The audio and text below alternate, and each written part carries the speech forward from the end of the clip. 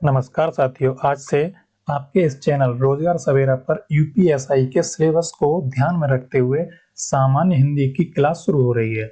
अगर आपका सपना है उत्तर प्रदेश उप निरीक्षक बनकर देश की सेवा करना, तो यह वीडियो सिर्फ और सिर्फ आपके लिए है। दोस्तों, जैसा कि आप जानते हैं कि यूपीएसआई की परीक्षा में हिंदी का एक बहुत बड़ा और महत्वपूर्ण रोल है और इसी महत्व को समझते हुए आज से ही शुरू करने जा रहे हैं यूपीएसआई हिंदी की एक संपूर्ण और शानदार क्लास सीरीज।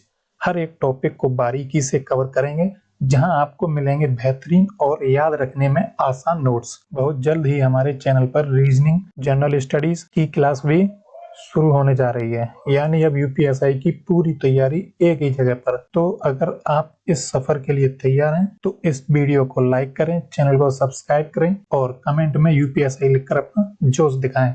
चलिए बिना किसी देरी के शुरू करते हैं आज की पहली सामान्य हिंदी के पहले टॉपिक हिंदी और अन्य भारतीय भाषाएं क्लास। तो चलिए शुरू करते हैं। पहला क्वेश्चन है, भारतीय संविधान के किस अनुच्छेद में यह व्यवस्था की गई है कि संघ की राजभाषा हिंदी और लिपि देवनागरी होगी? तो इसका सही आंसर है ऑप्शन बी, अनुच्छेद 343। तो इसकी व्याख्या है उसको देख लेते हैं। तो अनुच्छेद 343 एक में यह स्पष्ट करता है कि भारत संघ की राजभाषा हिंदी और लिपि देवनागरी होगी। इसके अंकों का जो स्वरूप है, उसके तहत अंकों का स्वरूप भारतीय अंकों का अंतर्राष्ट्रीय रूप होगा। तीसरा है, संविधान के लागू होने के 15 वर्षों तक 1965 तक सरकारी कार्यों के लिए अंग्रेजी का प्रयोग जारी रखने की अनुमति दी गई थी। ठीक है। नेक्स्ट क्वेश्चन है, हिंदी भाषा के विकास का सही क्रम कौन सा है? तो इसका सही आंसर होगा ऑप्शन ए। ठीक है, तो इसके एक्सप्लेनेशन देख लेते हैं। पहली भाषा है संस्कृत। संस्कृत के बारे में जानते हैं। अन्य आर्य भाषाओं की जननी, इसे आदि जननी भी कहा जाता है। वैदिक संस्कृत और लौकिक संस्कृत। दूसरी भाषा है पाली। तो पाली के बारे में देखते हैं। भारत की प्रथम जनभाषा रही है ये और गौतम बुद्ध के उपदेश पाली भाषा में दिए गए थे। तीसरी भाषा है प्राकृत भाषा। महावीर जैन के उपदेश प्राकृत भाषा में दिए गए हैं। ठीक है। अगली भाषा अपभ्रंश। यह प्राकृतिक और आधुनिक भारतीय भाषाओं के बीच की कड़ी है। हिंदी का विकास इसी से तय हुआ था। उससे अगली भाषा है हिंदी। कुछ विद्वान अपभ्रंश और प्राचीन हिंदी के बीच की संक्रमणकालीन स्थिति को अवहट्ट मानते हैं। क्या मानते हैं? अवहट्ट। नेक्स्ट क्वेश्चन है, पश्चिमी हिंदी की बोलियों के अंतर्गत निम्नलिखित में से कौन सी बोली नहीं आती है? तो इसका सही ऑप्शन है सी। कौन सी भाषा है? बघेली नहीं आती है। इसका विकास सौरसेनी अपभ्रंश से हुआ था। ठीक है। पश्चिमी हिंदी की 5 प्रमुख कौन कौन सी बोलियां हैं उसके बारे में जान लेते हैं। पहली है खड़ी बोली, जिसे कौरवी भी कहा जाता है। यह दिल्ली, मेरठ, सहारनपुर के क्षेत्र में बोली जाती है। दूसरी है ब्रज भाषा। यह मथुरा, आगरा, अलीगढ़ का जो क्षेत्र है उस क्षेत्र में बोली जाती है। स्पेशली कृष्ण भक्ति काव्य की भाषा है ब्रज भाषा। ठीक है। अगली भाषा है हरियाणवी, जिसे बांगरू भी बोला जाता है। यह हरियाणा क्षेत्र में बोली जाती है। ठीक है। अगली भाषा है कन्नौजी। यह फरुखाबाद, इटावा, शाहजहांपुर के क्षेत्र में बोली जाने वाली भाषा है। अगली है बुंदेली।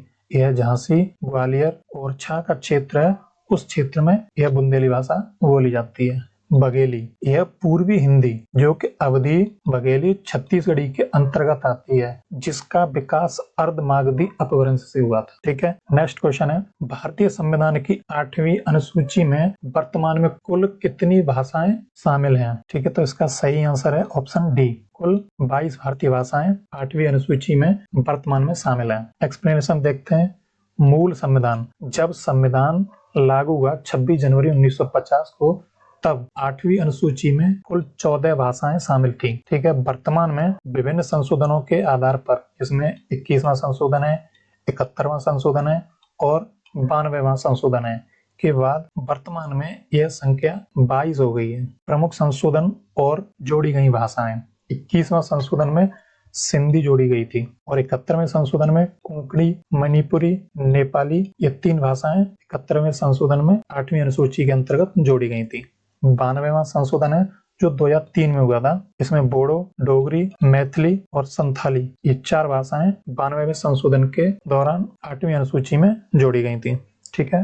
नेक्स्ट क्वेश्चन है, निम्नलिखित में से कौन सी बोली बिहारी हिंदी के अंतर्गत नहीं आती है? तो इसका सही आंसर है ऑप्शन डी, अवधी। बिहारी हिंदी, इसका विकास मागधी अपभ्रंश से हुआ है। बिहारी हिंदी की बोलियां, निम्नलिखित बिहारी हिंदी की बोलियां हैं इनमें से भोजपुरी सबसे अधिक बोलने वालों की संख्या, सबसे अधिक लोगों द्वारा बोले जाने वाली संख्या हिंदी की बोली है। ठीक है, भोजपुरी। मगही, पटना और गया के क्षेत्र में मगही भाषा बोली जाती है। मैथिली, मैथिली स्पेशली मिथिला क्षेत्र जिसमें दरभंगा और मधुबनी आते हैं, जिसमें बोली जाती है मैथिली। इसे 8वीं अनुसूची में शामिल किया गया है। अगली भाषा है अवधी। यह पूर्वी हिंदी की बोली है। कवि मलिक मोहम्मद जायसी ने पद्मावत की रचना इसी भाषा में की है। कौन सी में? अवधी भाषा में। ठीक है। नेक्स्ट क्वेश्चन है देवनागरी लिपि का विकास किस लिपि से हुआ है? तो इसका सही आंसर है ऑप्शन बी, ब्राह्मी लिपि से हुआ है। इसकी उत्पत्ति कैसे हुई देखते हैं। तो देवनागरी लिपि का विकास प्राचीन ब्राह्मी लिपि की उत्तरी शाखा से हुआ है। ठीक है। इसके अन्य नाम है, देवनागरी लिपि को नागरी लिपि भी कहा जाता है। क्या कहा जाता है? नागरी लिपि। ठीक है। इसकी वैज्ञानिकता क्या है? यह लिपि अत्यंत वैज्ञानिक है क्योंकि इसमें जो बोला जाता है वही लिखा जाता है। ठीक है। इसे फोनेटिक भी बोला जाता है। मुख्यतः प्रयोग इसमें हिंदी, संस्कृत, मराठी, कोंकणी और नेपाली जैसी भाषाएं इसी लिपि में लिखी जाती हैं। इसका एक क्वेश्चन ये भी बन सकता है कि इसमें कौन कौन सी भाषाएं लिखी जाती हैं ये ब्राह्मी लिपि में। तो ये सब 4-5 भाषाएं इसमें हिंदी है, संस्कृत है, मराठी है, कोंकणी और नेपाली भाषाएं। ठीक है। नेक्स्ट क्वेश्चन है हिंदी किस भाषा परिवार की भाषा है? तो इसका सही आंसर है ऑप्शन सी, भारोपीय परिवार। देखते हैं, भारत में 4 मुख्य भाषा परिवार हैं, जिसमें सबसे पहला है भारोपीय परिवार, जिसे अंग्रेजी में इंडो यूरोपियन बोलते हैं। यह भारत का सबसे बड़ा भाषा परिवार है, जिसकी भाषाएं भारत के लगभग 73% लोग बोलते हैं। हिंदी, संस्कृत, मराठी, गुजराती और बंगाली इसी परिवार की भाषाएं हैं। दूसरा है द्रविड़ परिवार। यह दूसरा सबसे बड़ा परिवार है।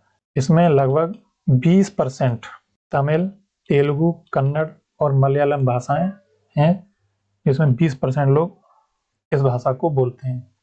अगला परिवार है ऑस्ट्रिक परिवार, इसमें संथाली और मुंडारी आदि भाषाएं हैं।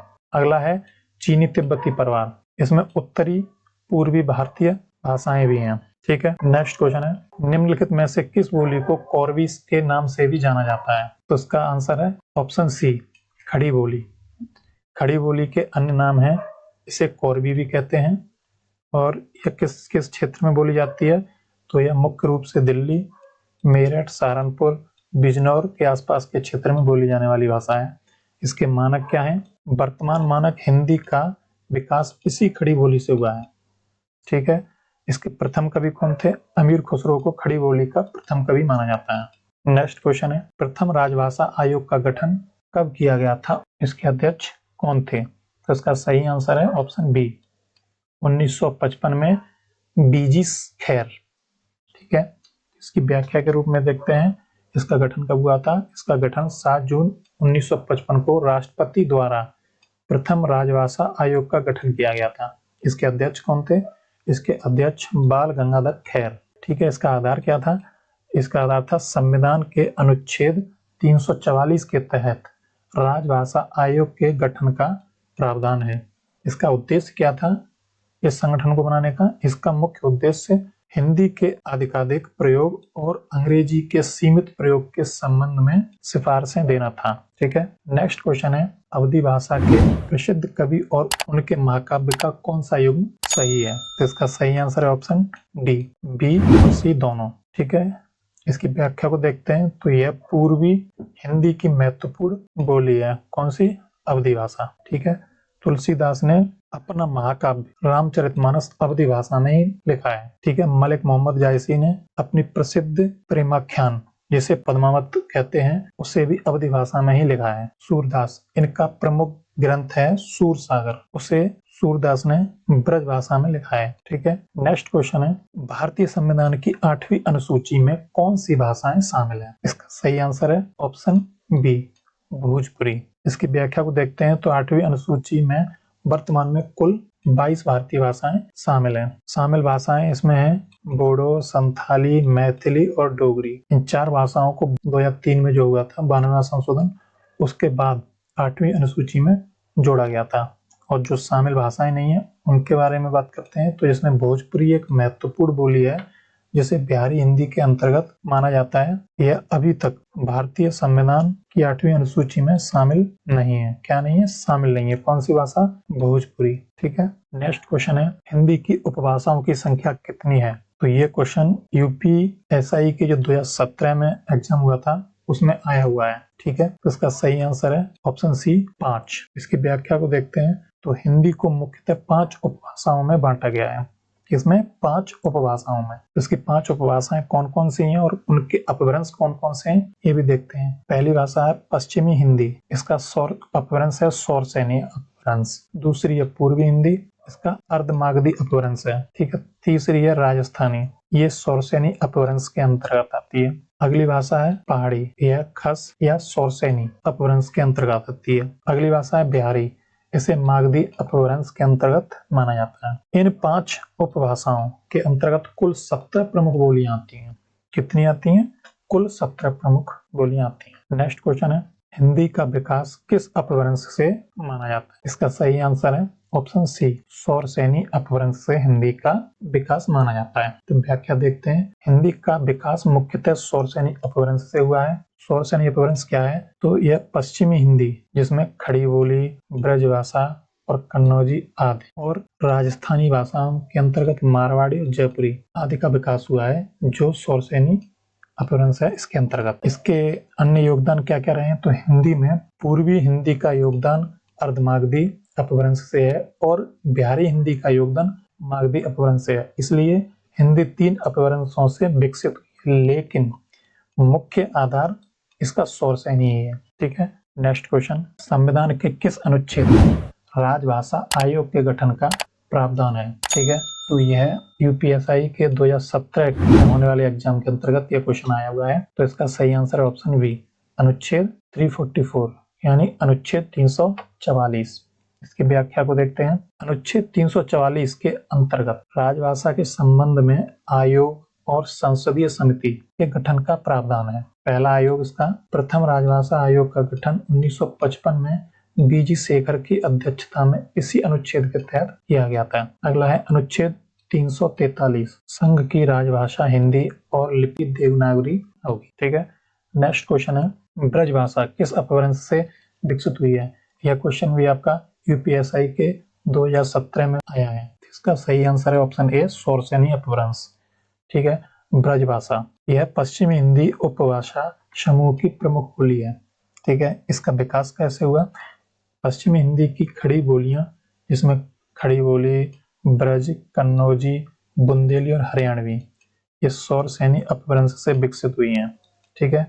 अगला है साहित्यिक महत्व इसका क्या है? तो ब्रजभाषा भक्ति काल और रीत काल की प्रमुख साहित्यिक भाषा रही है, जिसे मुख्य रूप से सूरदास, रसखान और बिहारी ने अपने ग्रंथों को लिखने में इस्तेमाल किया है। ठीक है। नेक्स्ट क्वेश्चन है, हिंदी भारोपीय परिवार की भाषा है। भारत में बोलने वालों के प्रतिशत के आधार पर यह सबसे बड़ा भाषा परिवार है। दूसरा सबसे बड़ा भाषा परिवार कौन सा है? तो इसका सही आंसर है ऑप्शन बी, द्रविड़ परिवार। पहला है भारोपीय परिवार, भारत का सबसे बड़ा भाषा परिवार है।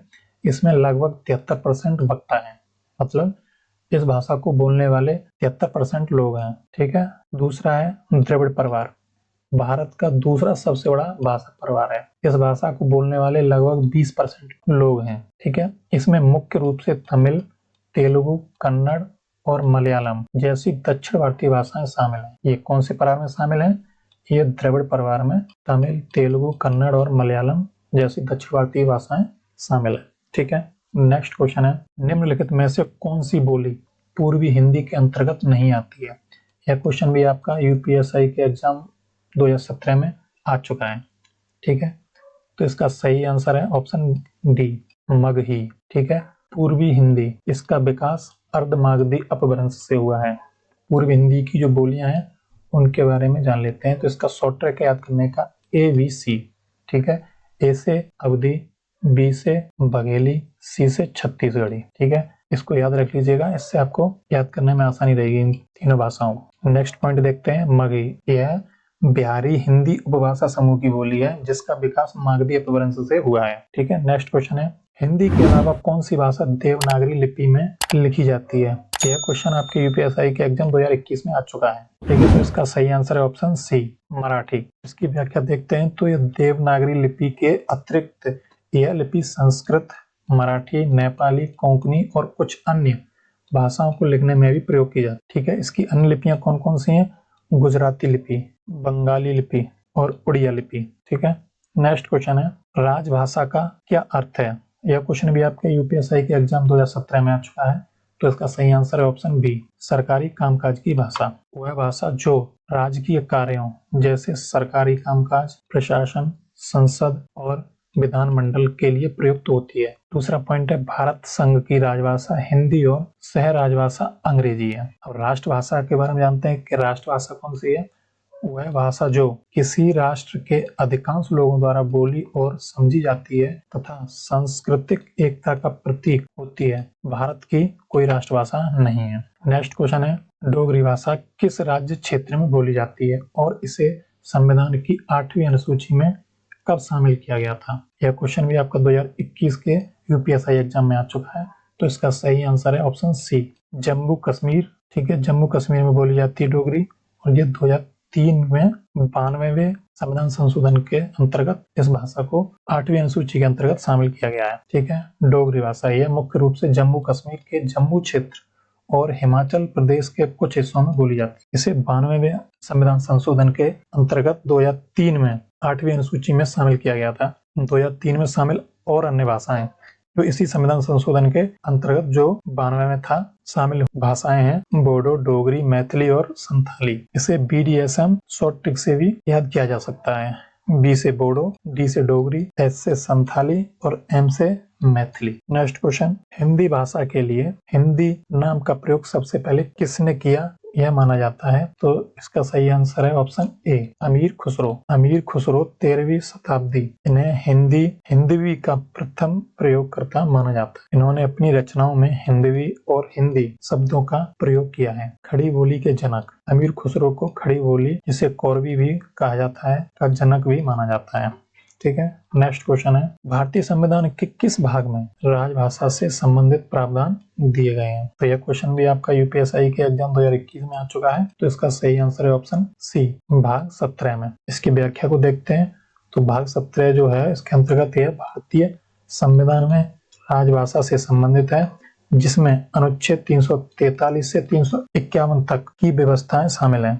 ठीक है, इसमें 4 अध्याय हैं। भाग 17 को 4 अध्यायों में विभाजित किया गया है। पहला है संघ की भाषा, दूसरा है प्रादेशिक भाषाएं, तीसरा है न्यायालयों की भाषा और चौथा और अंतिम है विशेष निर्देश। ठीक है, नेक्स्ट क्वेश्चन है, राजभाषा अधिनियम कब पारित किया गया?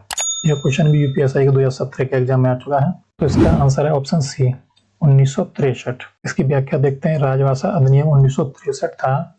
इसके अंतर्गत अधिनियम 1965 के बाद भी संघ के सरकारी कामकाज में अंग्रेजी के प्रयोग को जारी रखने की अनुमति देता है, जैसा कि संविधान के अनुच्छेद 343(2) में 15 वर्षों के लिए प्रावधान किया गया था।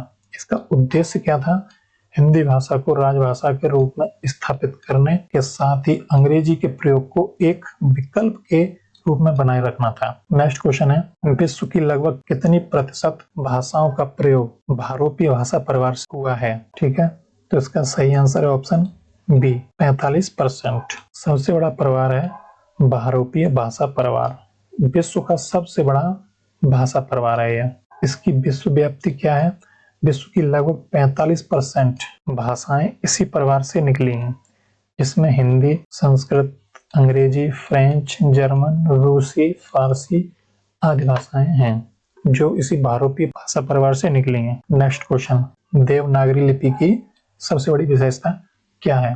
तो इसका सही आंसर है ऑप्शन सी, यह पूर्णतः वैज्ञानिक लिपि है। इसकी वैज्ञानिकता क्या है उसको देखते हैं। देवनागरी लिपि की सबसे बड़ी विशेषता इसकी वैज्ञानिकता ही है।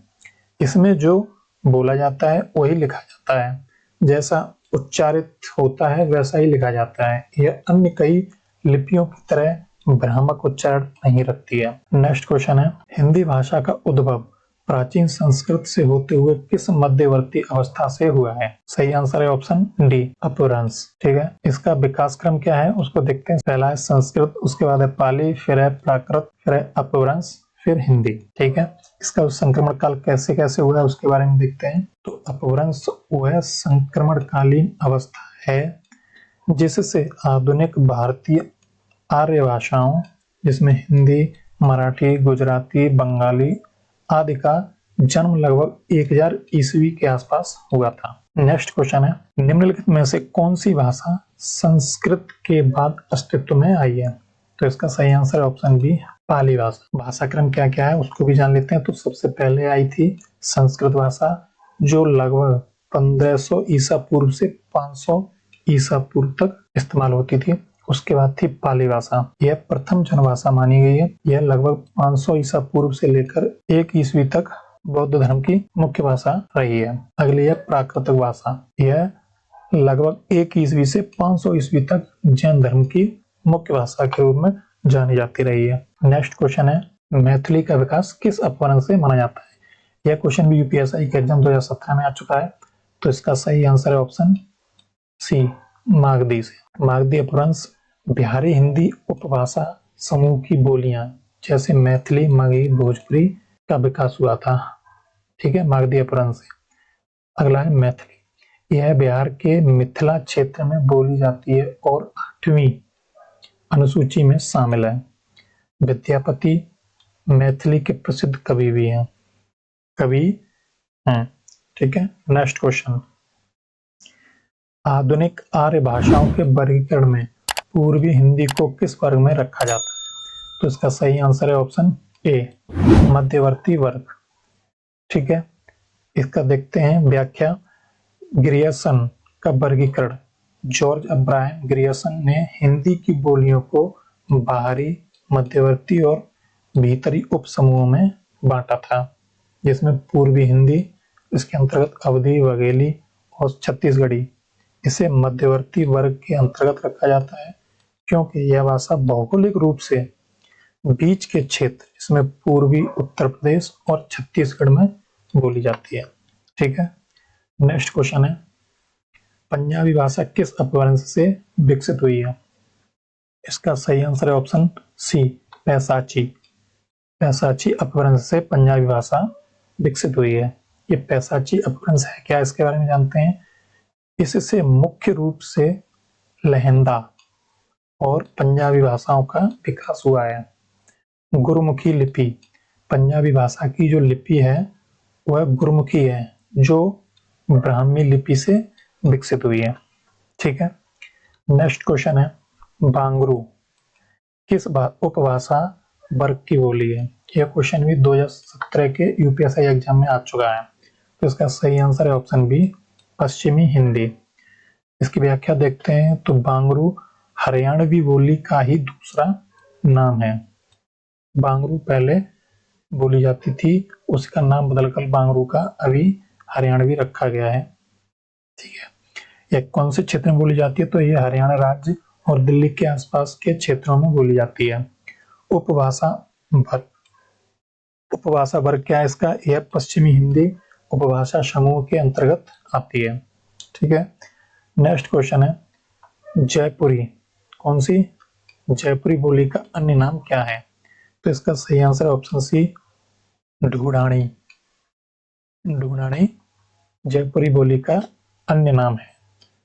तो इसकी व्याख्या देखते हैं। जयपुरी यह राजस्थानी उपभाषा वर्ग की एक प्रमुख बोली है जिसे पूर्वी राजस्थानी भी कहते हैं। अन्य नाम, यह बोली ढूंढानी नाम से भी प्रसिद्ध है क्योंकि यह जयपुर ढूंढाड़ क्षेत्र के आसपास बोली जाती है। ठीक है, नेक्स्ट क्वेश्चन है, रामचरितमानस की रचना किस बोली में की गई है? तो इसका सही आंसर है ऑप्शन सी, अवधी भाषा में।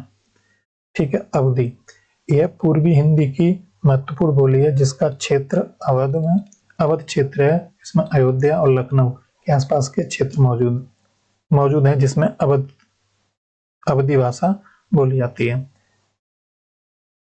ठीक है, इसके रचनाकार कौन है? गोस्वामी तुलसीदास ने अपना महाकाव्य रामचरितमानस जो 16 शताब्दी में लिखा था, इसी बोली में लिखा था। कौन सी भाषा में? अवधी में। ठीक है। नेक्स्ट क्वेश्चन है, हिंदी की सबसे अधिक बोली जाने वाली हिंदी की सबसे अधिक बोली जाने वाली बोली कौन सी है?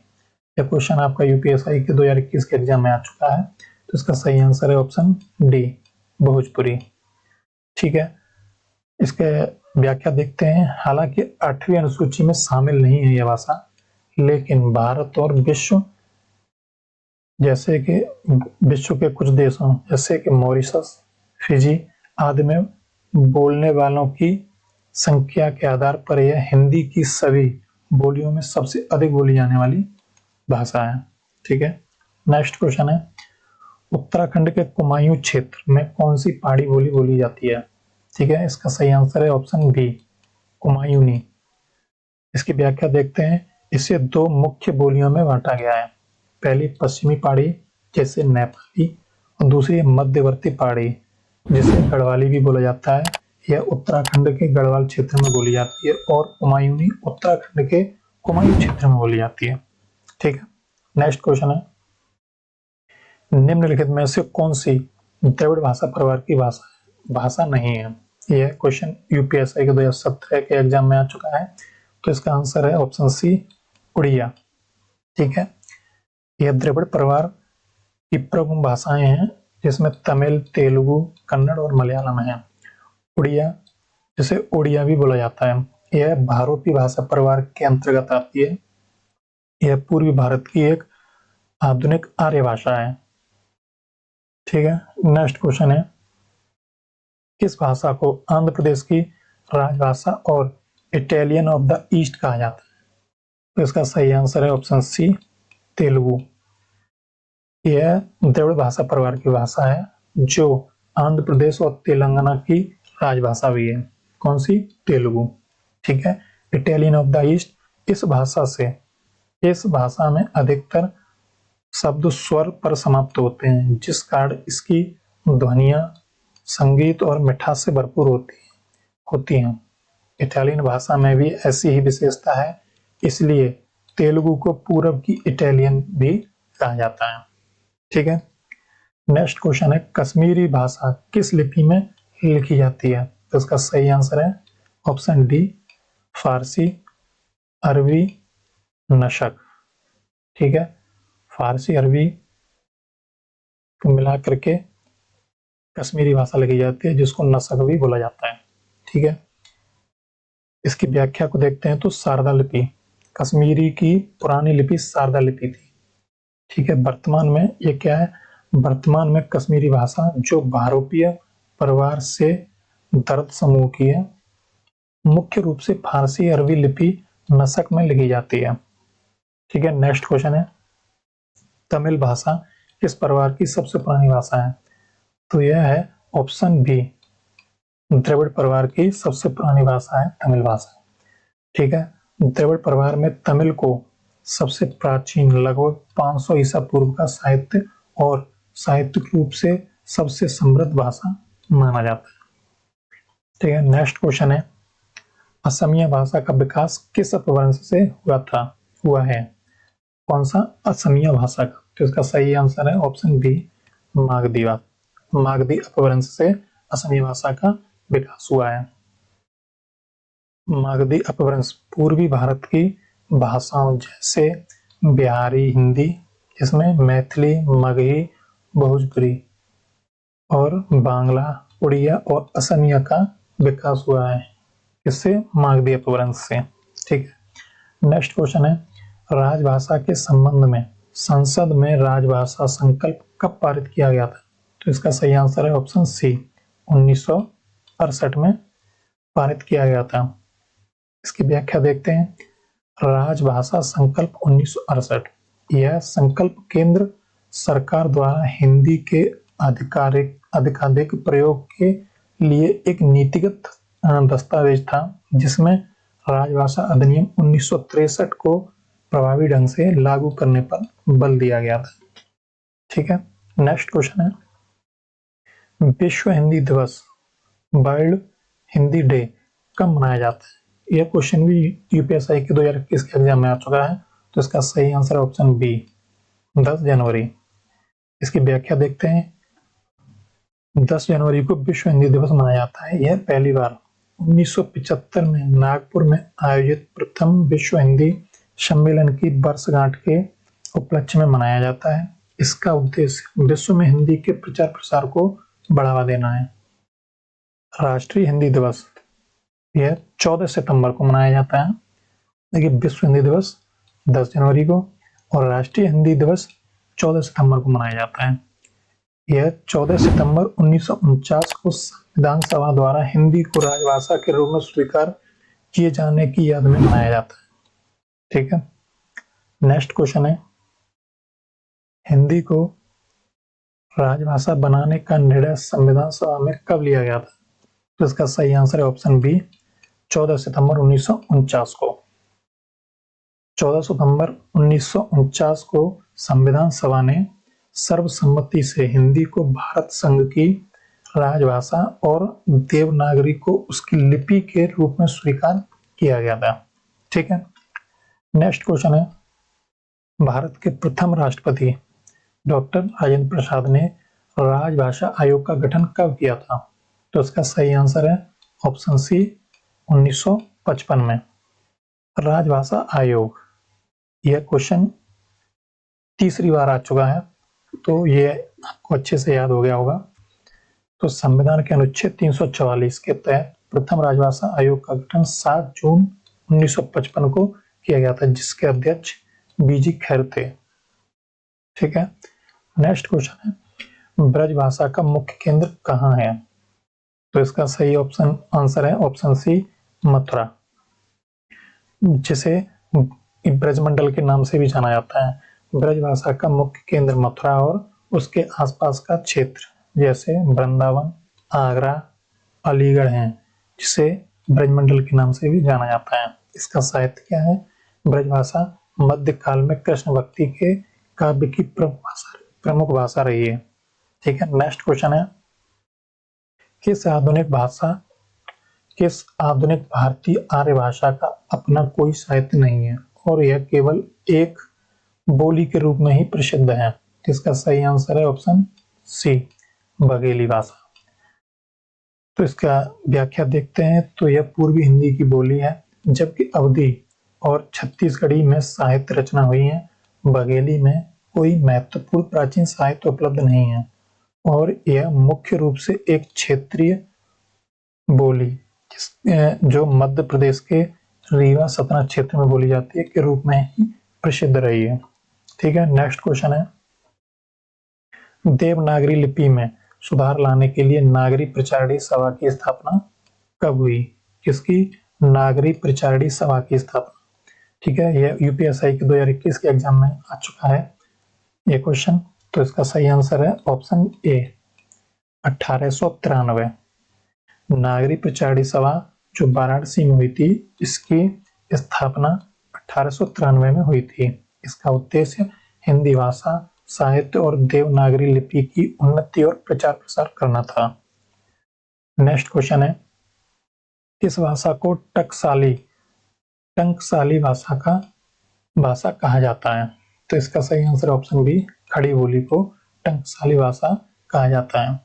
टंकसाली भाषा क्या होती है? इसका अर्थ है मानक भाषा। खड़ी बोली क्या है?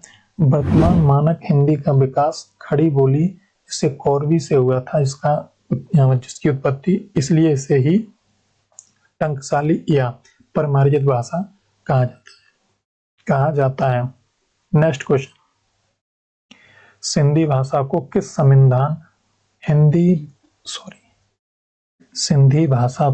संविधान संशोधन द्वारा 8वीं अनुसूची में शामिल किया गया था? तो इसका सही आंसर है ऑप्शन ए 21वें संविधान संशोधन द्वारा। 21वां संविधान संशोधन है वो 1967 में हुआ था। इस संशोधन द्वारा सिंधी भाषा को 8वीं अनुसूची में 15वीं भाषा के रूप में शामिल किया गया था।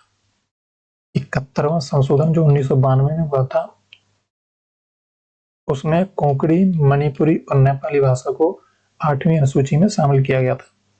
92वां संशोधन जो 2003 में हुआ है, उसके अंतर्गत बोडो, डोगरी, मैथिली और संथाली भाषा को 8वीं अनुसूची में शामिल किया गया था। ठीक है, नेक्स्ट और अंतिम क्वेश्चन है, प्राकृत भाषा के कितने भेद माने जाते हैं? ठीक है, तो इसका सही आंसर है ऑप्शन डी 5। प्राकृत भाषा, विद्वानों ने प्राकृत भाषा के मुख्यतः 5 भेद माने हैं, जिनमें आगे चलकर अपभ्रंशों का विकास हुआ। पहला है शौरसेनी मध्य देश, दूसरा है मागधी पूर्वी भारत, अगला है अर्धमागधी मध्य देश और पूर्वी भारत के बीच, अगला है पैसाची उत्तर पश्चिम, सबसे लास्ट है 5वां महाराष्ट्री जो दक्षिण क्षेत्र में बोला जाता है। ठीक है, तो आपको ये क्लास पसंद आई हो तो प्लीज़ चैनल को सब्सक्राइब करें, वीडियो को लाइक करें और अपने दोस्तों में शेयर करें। धन्यवाद।